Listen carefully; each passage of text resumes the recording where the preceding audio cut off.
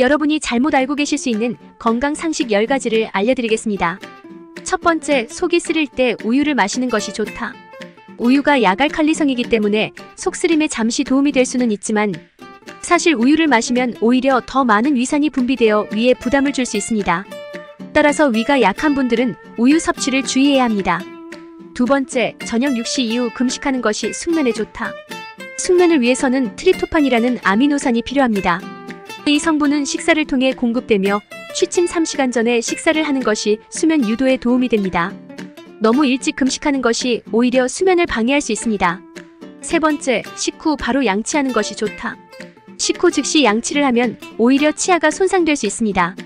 특히 산 성분이 많은 음식을 먹은 후에는 치아의 범랑질과 상아질이 약해져 있는데요. 이럴 때 양치질을 하면 치아에 손상을 줄 수 있습니다.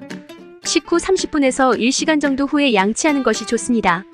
네 번째, 종합 비타민을 먹으면 암 예방에 도움이 될까? 종합 비타민을 먹는 것만으로는 암 예방에 큰 효과가 없습니다. 그러나 비타민이 부족한 경우 영양 보충에는 도움이 될 수 있습니다. 다섯 번째, 건망증이 심하면 치매가 된다? 건망증과 치매는 다른 개념입니다. 건망증은 일시적인 기억력 저하를 말하며 치매는 전반적인 인지 기능이 상실되는 질환입니다. 건망증이 심하다고 해서 치매로 이어지는 것은 아닙니다. 여섯 번째, 검은색 음식을 먹으면 탈모가 예방될까? 검은콩이나 검은깨 같은 검은색 음식이 모발 성장에는 도움을 줄 수 있지만 탈모 예방에 직접적인 효과가 있는 것은 아닙니다. 일곱 번째, 숙취는 사우나에서 해소된다? 사우나가 숙취를 해소한다고 믿는 분들이 많습니다만 사실 그렇지 않습니다. 사우나는 체내 수분을 더 많이 배출시켜 오히려 탈수 상태를 악화시킬 수 있습니다. 특히 술이 덜 깬 상태에서 사우나를 하면 혈관이 확장되어 심장에 무리가 갈 수 있습니다. 여덟 번째, 큰 소리에 노출된 후 시간이 지나면 청력이 회복될까? 한번 손상된 청력은 자연적으로 회복되기 어렵습니다. 특히 이어폰으로 큰 소리를 듣는 등의 행동은 누적되면서 청력 손상을 초래할 수 있으니 주의가 필요합니다. 아홉 번째, 목이 뻣뻣하면 고혈압이다?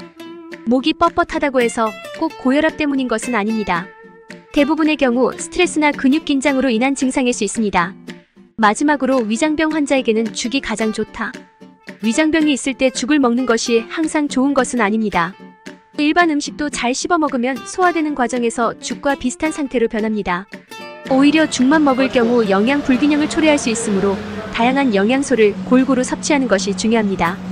지금까지 여러분이 잘못 알고 있을 수 있는 건강 상식 10가지를 정리해보았습니다. 올바른 정보로 건강을 지키시길 바랍니다.